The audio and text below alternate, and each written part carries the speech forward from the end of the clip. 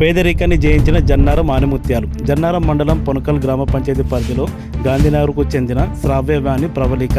వీరు బొమ్మడి సుజాత రాజేంద్ర గార్ల కుమార్తెలు. వీరు సెంట్రల్ గవర్నమెంట్లోని CINF CRPF ఉద్యోగాలు సాధించడం జరిగింది. వీరి తల్లిదండ్రులు వీళ్ళని చదివించుకోవడానికి ఎంతో కష్టపడ్డారు. వీరి జీవనాధారం మేదరి.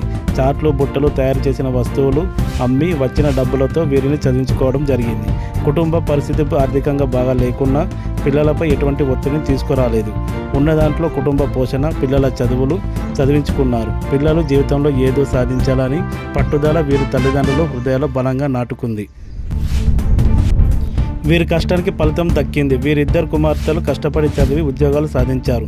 వీరికి జన్నారం యూత్ మహిళా సంఘం తరపున ఘనంగా సర్వలతో సన్మానం చేశారు. ఈ యొక్క కార్యక్రమంలో పర్లశంకర్, సందకృష్ణ, సిల్వేరి సుధీర్, పోతు సురేష్, నగురు అరుణ్ తదితరులు పాల్గొన్నారు.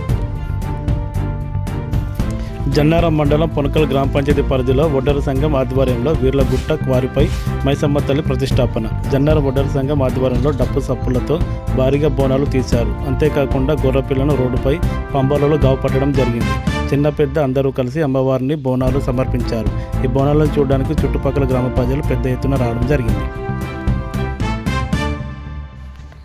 జన్నారం మండలం గ్రామ పంచాయతీ ఎన్నికలలో కొత్తగా గెలిచినటువంటి సర్పంచులకు మంచిర్యాల జిల్లాలో ముల్కాల ఐదా కాలేజ్ గత కొద్ది రోజుల నుండి వీరికి గ్రామ సమస్యలపై ట్రైనింగ్ ఇవ్వడం జరిగింది.